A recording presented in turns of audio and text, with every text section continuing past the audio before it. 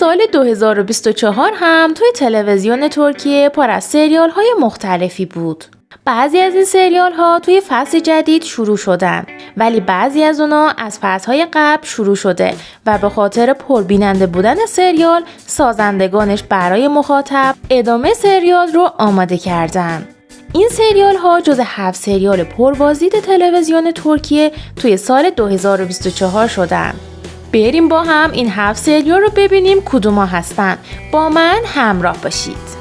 قبل شروع ویدیو برای حمایتمون لایک ویدیو و سابسکرایب کانال رو فراموش نکنید. از 7مین سریال شروع میکنم. سریال غنچه های سرخ.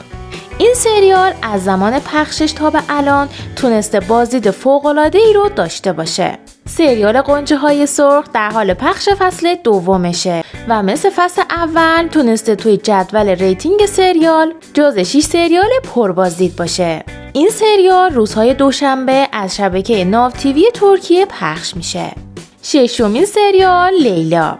سریال لیلا که موضوع عشق، عدالت، انتقام رو داره، از جمله سریال هایی که توی فصل جدید شروع شده.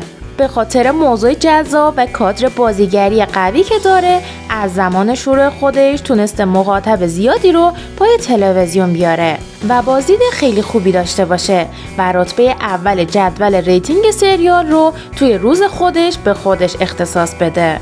سریال لیلا چهارشنبه شبها از شبکه ناو تیوی ترکیه در حال پخشه.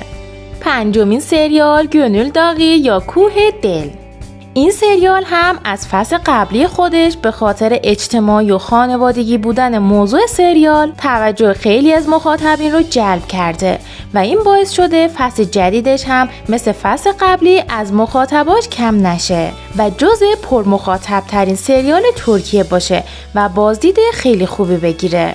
سریال کوه دل از شبکه TRT ترکیه روزهای شنبه در حال پخشه. 4مین سریال بهار. سریال بهار هم سال قبل شروع شده و توی فصل اول خودش یکی از پرمخاطب ترین و جذاب ترین سریال برای مخاطب بوده.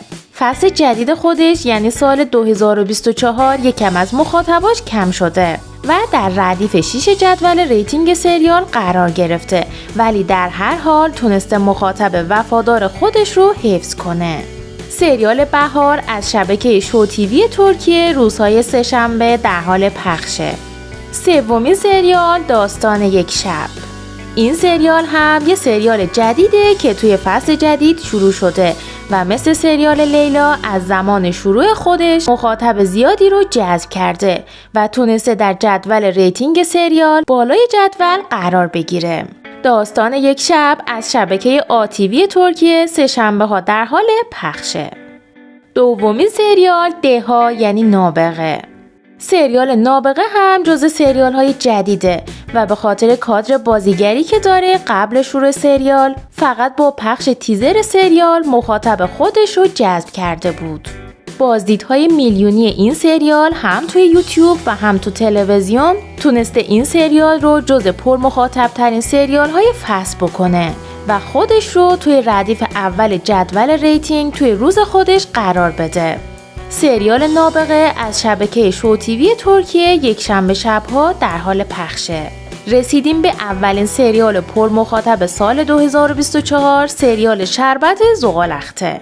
این سریال هم از زمان شروعش یکی از سریال هاییه که مخاطبش رو جذب کرده و هر فصل اون به تعداد مخاطباش افزوده میشه. این فصل هم تونسته رتبه 1 جدول رو روز جمعه به خودش اختصاص بده. شربت زغال‌اخته از شبکه شو تیوی ترکیه جمعه ها در حال پخشه. ممنون که با من همراه بودین. لیست 7 سریال تلویزیونی ترکیه که توی سال 2024 پربازدیدترین بودن رو با هم دیدیم.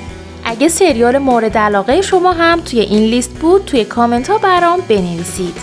و اگه طرفدار سریال ها و بازیگران ترک هستین برای دونستن آخرین اخبار و حواشی اونا پیشنهاد میکنم کانال منو سابسکرایب کنید. زنگوله پیج رو هم فعال کنید تا به محض آپلود ویدیوی جدید با خبر بشید. اگرم ویدیو رو دوست داشتین لایک کردن ویدیو رو فراموش نکنید.